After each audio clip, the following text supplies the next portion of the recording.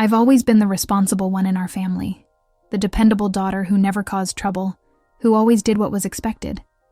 My sister Vanessa, on the other hand, was the wild card, unpredictable, charismatic, and somehow always getting away with everything.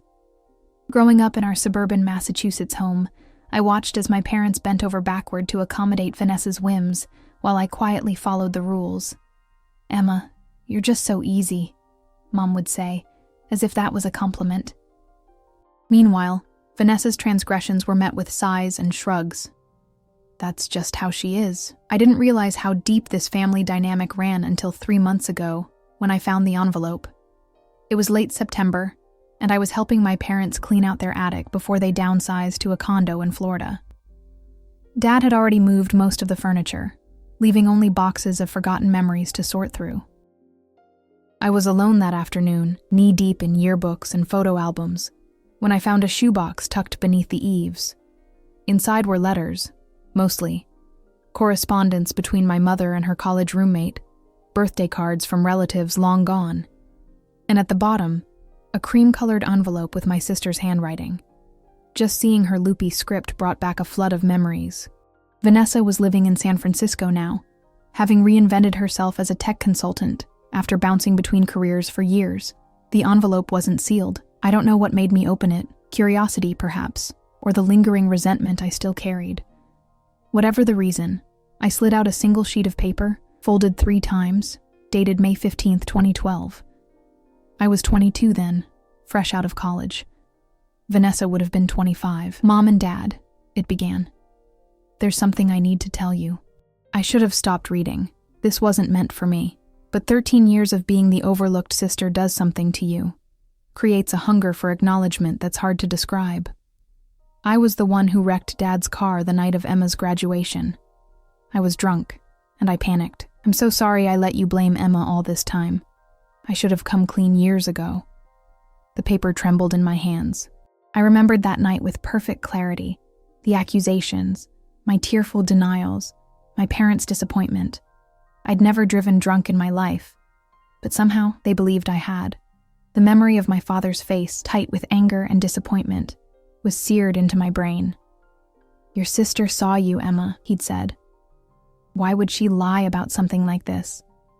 I'd lost my scholarship because of it, the one to the art program in New York I'd worked so hard for. The program had a strict moral conduct clause, and when the university found out about the supposed DUI, they rescinded their offer. I'd ended up at the state college instead, put my dreams of becoming an artist on hold, and eventually settled for a sensible job in marketing. And all this time, Vanessa had known the truth, had written it down, had apparently intended to confess, but she never did. I read the rest of the letter with a growing sense of unreality. Vanessa explained how she'd taken Dad's car without permission, how she'd been drinking at a party, how she'd sideswiped a parked car and damaged the front fender, how she'd come home and, when questioned, panicked and said she'd seen me driving erratically. "I know this will change how you see me," she wrote. "I know Emma will probably never forgive me. But I can't keep living with this lie." But she had kept living with it. For 13 years. And my parents had kept this letter, hidden away in the attic. Had they read it? Had they known all this time? I folded the letter carefully and slipped it back into its envelope. Then I placed it in my purse instead of the shoebox. My hands were steady, but my mind was racing. I felt strangely calm, like I was watching myself from a distance. When my mom called later to check on my progress with the attic, I answered normally. Yes, I'd sorted through most of the boxes. No, I hadn't found anything particularly interesting, just old photos and letters. "You're always so thorough, Emma," she said, and I could hear the smile in her voice. "What would we do without you?" I didn't answer. Instead, I asked a question that had been forming in my mind since I'd read Vanessa's confession. "Mom, do you remember when Dad's car was damaged after my graduation?" A pause. Too long to be casual. "Oh, that was ages ago," she said, her voice carefully neutral. "Why bring that up now?" "Just reminiscing," I said. "Going through all these old things, you know how it is." Another pause. "Well, don't spend too much time looking backward, honey. Some things are better left in the past." That's when I knew. They had read the letter. They had known the truth. And they had chosen to bury it rather than acknowledge that their golden child had lied and that they had punished the wrong daughter. I made a decision then, sitting among the dusty remnants of our family history. I would wait. Christmas was coming in 3 months, the first time our entire family would be together in years. Mom and Dad would be up from Florida. Vanessa would fly in from California. My husband Mark and our 10-year-old daughter Lily would be there. Everyone gathered around the tree in my parents' new condo, pretending we were the perfect family we'd never been, and I would finally set the record straight. I tucked the envelope deeper into my purse and continued sorting through the boxes as if nothing had changed, though in reality, everything had. The weeks leading up to Christmas passed in a blur. I threw myself into work, taking on extra projects to keep my mind occupied. At home, I was mechanically going through the motions, helping Lily with homework, making dinner with Mark, decorating our house for the holidays. Mark noticed something was off. One night, after Lily had gone to bed, he found me staring blankly at the Christmas tree, a glass of wine untouched beside me. "Emma, you've been somewhere else lately," he said, sitting next to me on the couch. "What's going on?" I considered telling him everything right then. Mark had always been my rock, the one person who truly saw me. We'd met in college, my backup college, not the one in New York, and he'd been the bright spot in those dark days after my dreams had been derailed. He'd encouraged me to keep painting on the side, had built me a small studio in our garage where I still worked occasionally, creating pieces I never showed anyone. But something held me back. If I told him about the letter now, he might try to talk me out of what I was planning. Mark was a peacekeeper by nature, always looking for the diplomatic solution. He might suggest forgiveness, understanding, and I wasn't ready for that. "Just holiday stress," I said, taking his hand. "You know how it gets." He didn't look convinced, but he didn't push. That was Mark, patient, giving me space when I needed it. "I'm here when you want to talk," he said, kissing my temple. The envelope stayed hidden in my desk drawer, but its presence permeated everything. I found myself watching old family videos, studying the interactions between Vanessa and my parents with new eyes. The way they laughed at her jokes, the gentle ribbing when she showed up late to family functions, the fond sighs when she announced yet another career change or impulsive decision. Then I would see myself in those same videos, quieter, often slightly out of frame, offering to help in the kitchen or taking photos instead of being in them. The dutiful daughter, forever in the background. Had they ever truly seen me? 2 weeks before Christmas, Vanessa called. We spoke occasionally, more out of obligation than any real connection. She had always kept the conversation light, asking about Lily and Mark, but rarely delving deeper. "Hey, Em, how's my favorite sister?" Her voice was bright, echoing slightly as if she was in a large room. "I'm your only sister, Van," I replied, the old familiar pattern settling over us. "How's San Francisco?" "Oh, you know, foggy and fabulous. Listen, I'm thinking of coming in a few days early for Christmas. Would it be okay if I stayed with you guys instead of getting a hotel? Mom and Dad's new place is tiny, and I'd love some quality time with my niece." My heart stuttered. Vanessa, in my house, days before I planned to confront her. Could I maintain the facade that long? "Sure," I heard myself say. "Lily would love that." After we hung up, I sat at my desk and slowly opened the drawer where I'd hidden the envelope. I took it out, running my finger over Vanessa's handwriting. Then, making a sudden decision, I went to the garage and entered my small studio. I hadn't painted seriously in months, but that night, I stayed up until dawn, creating a piece unlike anything I'd done before. It was a triptych, 3 connected canvases that told a story. The first showed 2 young girls, clearly sisters, standing before a damaged car. The second depicted the same girls, now women, separated by a vast distance, a letter floating between them. The third canvas I left mostly blank, just the outline of a Christmas tree and gathered figures, waiting to be completed. When Mark found me there in the morning, brushes scattered around me and paint smudged on my face, he didn't ask questions. He just brought me coffee and kissed the top of my head. "It's powerful," he said, studying the unfinished triptych. Are you going to show this one? I shook my head. Not yet. It isn't finished. Vanessa arrived on December 22nd, sweeping into our house in a flurry of expensive perfume and designer luggage. Lily adored her instantly. Vanessa had always been good with children, bringing exotic gifts and telling exciting stories about her glamorous life. Auntie V brought you something special from San Francisco, she said, pulling out a small box wrapped in shimmering paper.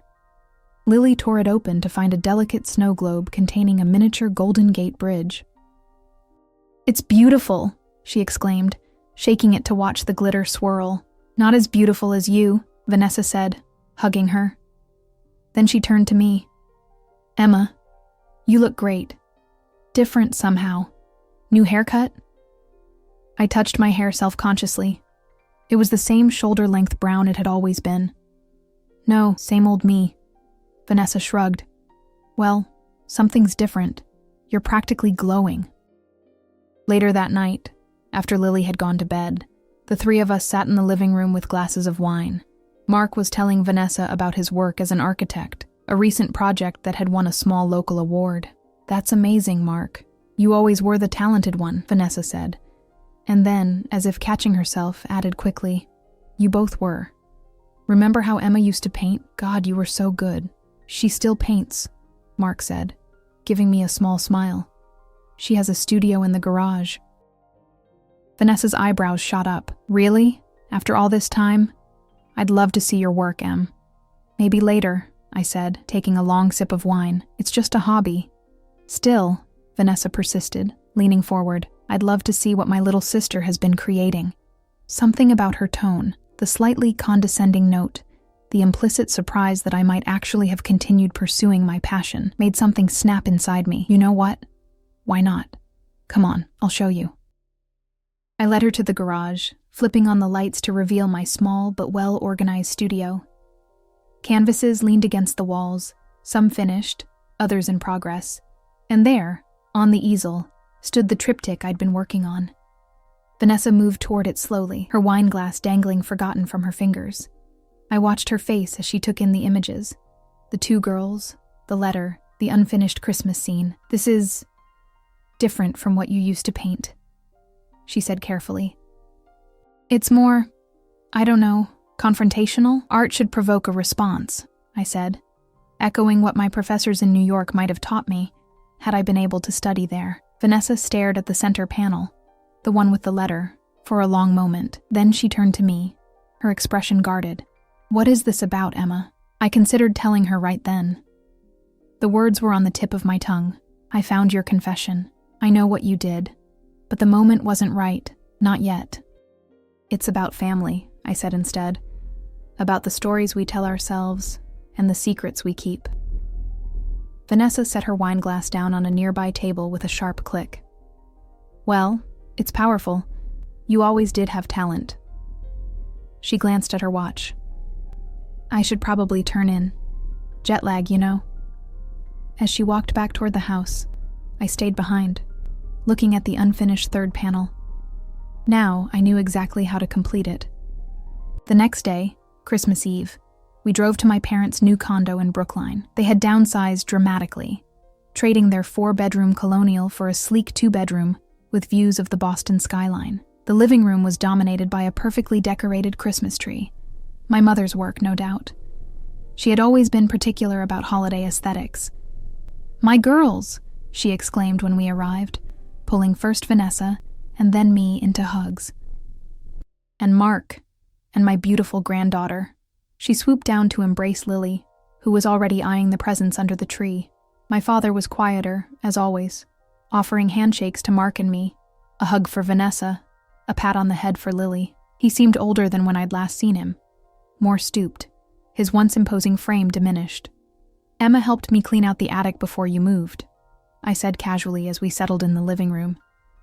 Found some interesting things. My mother's hand paused briefly as she arranged appetizers on a tray. Did you? I can't imagine what was worth keeping in all that junk. Old letters mostly, I said, watching her carefully. Photographs? Memories. Well, we can't take everything with us into this new chapter, she said briskly. Sometimes you have to leave the past behind. The evening progressed with the usual holiday rituals: dinner, dessert. Lily allowed to open one present early. Throughout it all, I felt the weight of the envelope in my purse, tucked into an inside pocket. Tomorrow, I told myself.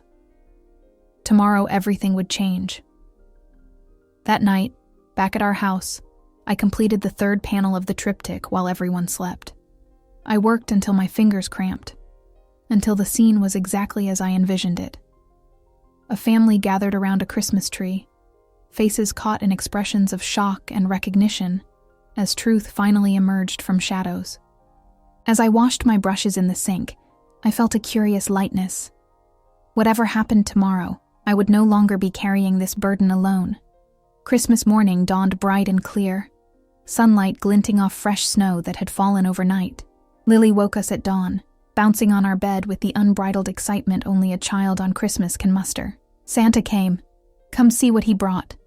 Mark groaned good-naturedly, pulling the covers over his head. 5 more minutes, Pumpkin. But I was already wide awake, had been for hours. I'll come down with you, Lily. Let's let Dad and Aunt Vanessa sleep a little longer. Downstairs, the living room was transformed by the soft glow of Christmas tree lights. Lily dove for her stocking, pulling out small treasures with delighted gasps. I made coffee and sat on the couch, watching her joy with a mixture of love and melancholy. At her age, the world was still simple. Clear rights and wrongs. Truth that mattered. When had my family decided that preserving a comfortable lie was more important than honesty? By mid-morning, we were all gathered at my parents' condo again. Lily was showing off the art set she'd received. Vanessa was helping Mom in the kitchen, and Dad and Mark were discussing the Patriots' chances in the playoffs. Normal, ordinary. As if the foundations of our family weren't built on deception. I excused myself to retrieve something from the car, returning with a large wrapped package, the triptych, now finished and framed. I placed it carefully under the tree. "What's that?" my mother asked, bringing in a tray of cinnamon rolls. "Just a little something I made," I said. I thought we could open it last. Present opening was always a methodical affair in our family. One person at a time, youngest to oldest, with appropriate appreciation shown for each gift. Lily went first, tearing through packages with abandon. Then Vanessa, exclaiming over each item with her characteristic enthusiasm. Mark was more reserved, genuinely grateful for the thoughtful gifts my parents always selected for him. Then it was my turn. I opened sweaters and books, a gift certificate for a spa day, a delicate silver bracelet from Vanessa. I thanked everyone sincerely, though my mind was elsewhere. My parents opened their gifts next. Gadgets for Dad's retirement hobby of birdwatching, a cooking class for Mom, joint gifts of photo albums and vacation vouchers. Finally, when all the other presents had been opened and exclaimed over, I reached for the large package I'd brought. "This is from me," I said, my voice steady though my heart was racing. For all of us, really. I handed it to my father, who looked surprised. "You didn't need to do anything special, Emma." "I wanted to," I said simply. He unwrapped it slowly, revealing the triptych. The room fell silent as everyone looked at the 3 panels, the 2 girls by the damaged car, the women separated by the letter, and the final scene I'd completed last night.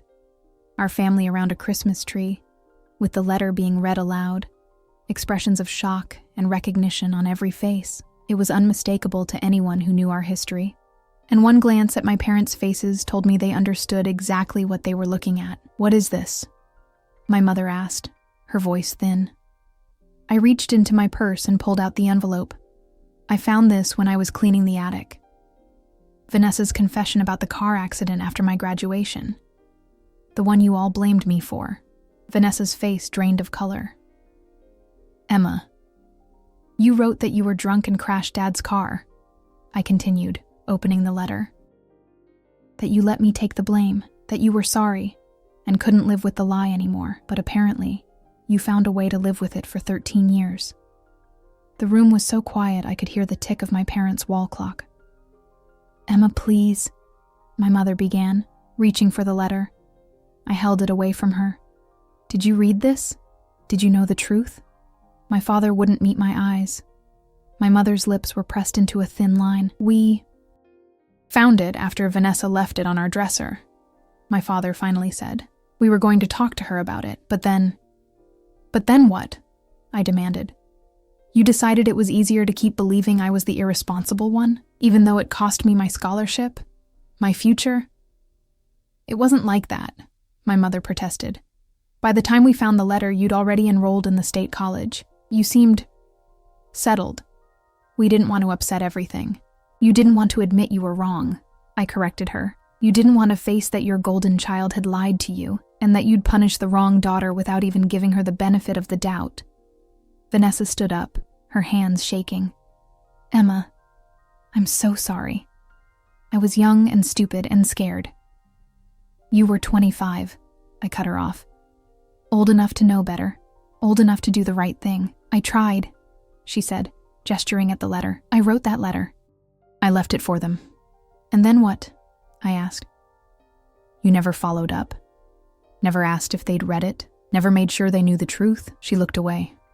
I convinced myself they hadn't found it, that it had gotten lost, or they'd thrown it away without reading it. I told myself it was too late to bring it up again.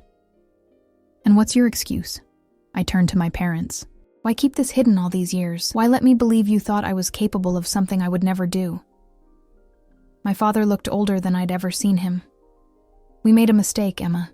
A terrible mistake. When we found the letter, we didn't know how to fix what had been done. The scholarship was already gone.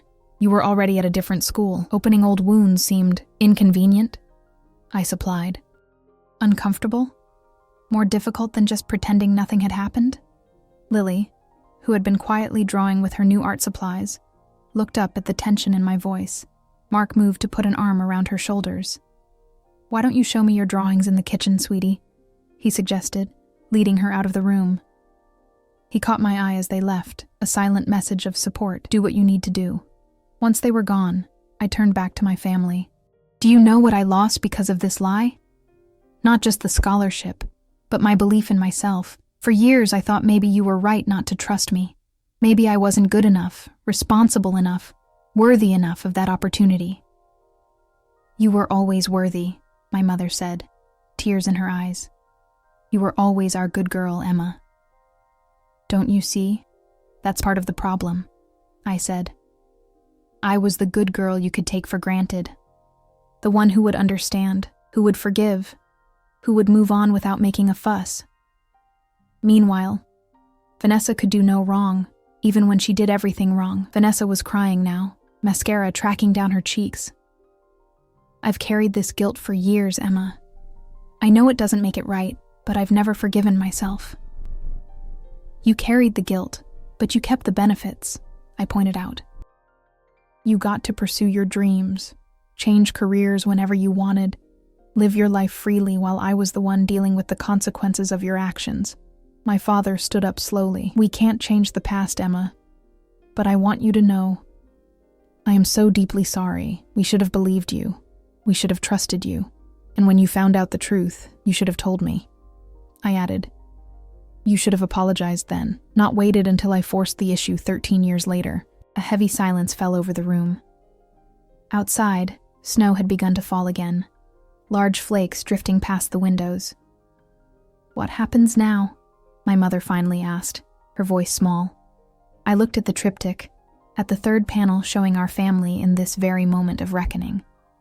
In the painting, there were tears and shock, but also something else, the possibility of healing, of truth, finally bringing light to long-shadowed corners.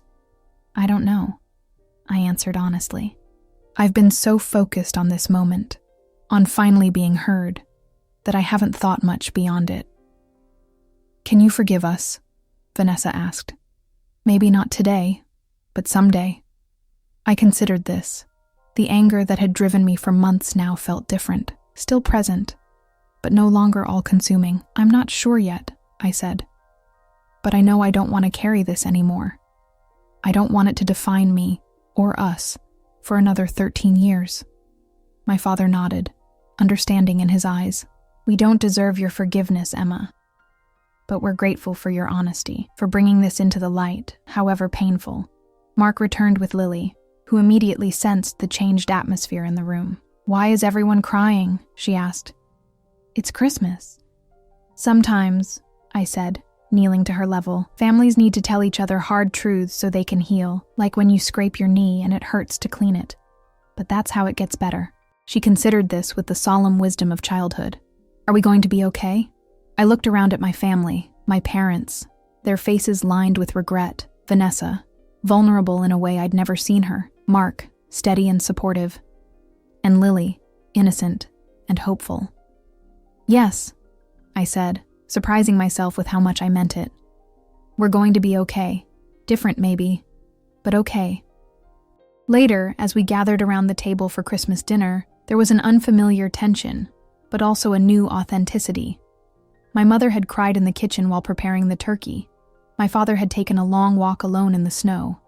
Vanessa had pulled me aside and, through tears, offered a more complete apology, not just for the lie, but for the years of taking center stage, of accepting advantages she hadn't earned. It wasn't perfect. There were awkward silences, moments when the weight of revelations nearly overwhelmed us, but there was also relief in no longer pretending, in finally being seen for who we truly were. As we drove home that evening, Lily asleep in the back seat and Vanessa staying behind at my parents', Mark reached for my hand. "You were incredible today," he said. "How do you feel?" I watched the snow-covered streets pass by, houses lit up with Christmas lights, families visible through windows, sharing their own complicated truths. "Lighter," I answered. "Like I can finally breathe." "What about the painting? Your parents asked if they could keep it." I had been surprised by that request, by my mother's tearful insistence that she wanted to look at it every day to remember. They should keep it, I decided. And I think I might start painting again. Really painting, not just hiding in the garage. Mark squeezed my hand. "I always knew you would." As we pulled into our driveway, I thought about the blank canvases waiting in my studio. For years, I'd been stuck in one narrative: the responsible daughter, the one who got passed over, the one who accepted less than she deserved. But that story was finally changing. Tomorrow, I would begin a new triptych. The first panel would show a woman standing before an easel, brush in hand. The second would depict her family, imperfect but honest, gathered around her. And the third? Well, the third panel would be the future, as yet unwritten, but full of possibilities. For the first time in 13 years, I was truly free to create it.